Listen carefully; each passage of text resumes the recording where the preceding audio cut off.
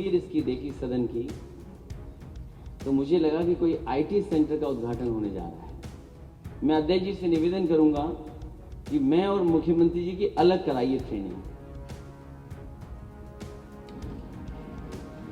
क्योंकि पता नहीं हम लोग जानेंगे चीजें कि नहीं जानेंगे। जहां उत्तर प्रदेश की ये सबसे बड़ी विधानसभा है,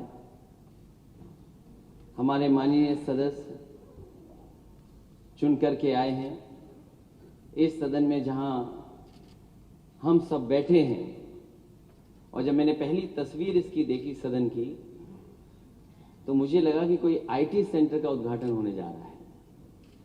मैं इस विधानसभा को आईटी से ई विधान बनाने के लिए अपने अध्यक्ष जी का बहुत बहुत धन्यवाद और आभार प्रकट करूंगा, और सरकार ने जो सहयोग किया है उसके लिए बधाई देना चाहूंगा। जैसा जानकारी मिली है कि इसके माध्यम से सब जानकारी सदस्यों को मिल जाएगी और इसका प्रशिक्षण भी होगा। प्रशिक्षण के माध्यम से हम सब सीख भी लेंगे। जो नए सदस्य हमें दिखाई दे रहे हैं या बहुत सारे ऐसे सदस्य दिखाई दे रहे हैं जो टेक्नोलॉजी से परिचित हैं, ये बहुत सारे माननीय सदस्य ऐसे भी हो सकते हैं जो टेक्नोलॉजी पहली बार देख रहे हों। मैं अध्यक्ष जी से निवेदन करूंगा कि जहां आप पेपरलेस कर रहे हैं, वर्चुअल हमारी विधानसभा शुरू होने जा रही है, वहां हमारे जो पुराने सदस्य हैं उनकी हार्ड कॉपी तो रहेगी।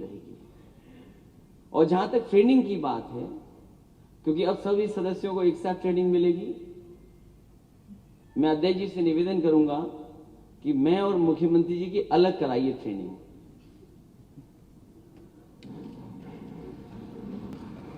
क्योंकि पता नहीं हम लोग जानेंगे चीजें कि नहीं जानेंगे।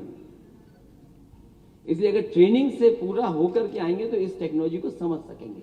और मुझे खुशी है कि सरकार इस तरफ ध्यान दे रही है कि जो आईटी का जितना भी इस्तेमाल करेंगे उतना ही ट्रांसपेरेंसी बढ़ेगी।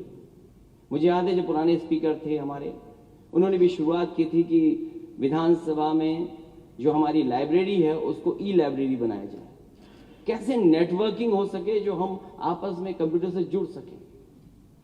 और आज एक कदम और आगे जा रहे हैं, जहां टेक्नोलॉजी मिलती रहेगी या टेक्नोलॉजी का बढ़ावा देंगे उतना ही हमारे काम करने में आसानी रहेगी।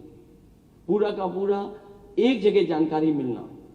मुझे याद है कि जिस समय मैं डायल 100 योजना का शुरुआत कर रहा था, उस समय बहुत सारे लोग उस टेक्नोलॉजी को इंट्रोड्यूस नहीं होने देना चाहते थे, कारण कुछ भी हो।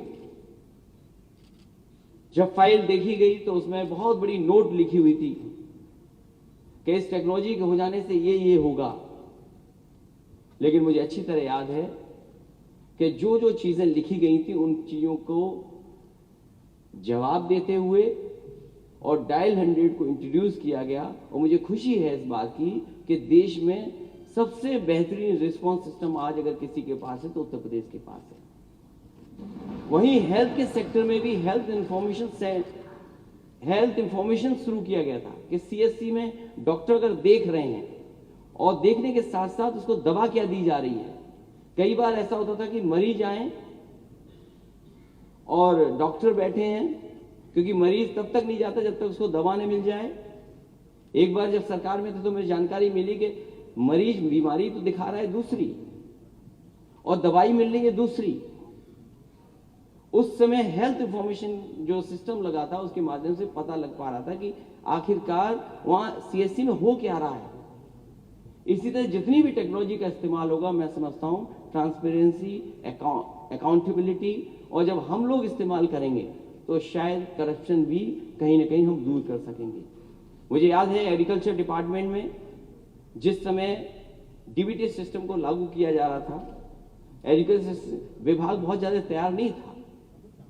समाजवादी सरकार में पहली बार 1 करोड़ का डेटा तैयार किया गया था फार्मर्स का, और उसके इंट्रोड्यूस होने के बाद आज शायद उत्तर प्रदेश वो 12 प्रदेश होगा जिसमें सबसे ज्यादा किसानों को डीबीटी सिस्टम के माध्यम से, जो दिल्ली की सरकार योजना चला रही है उसके माध्यम से सीधा सीधा लाभ पहुंच रहा है।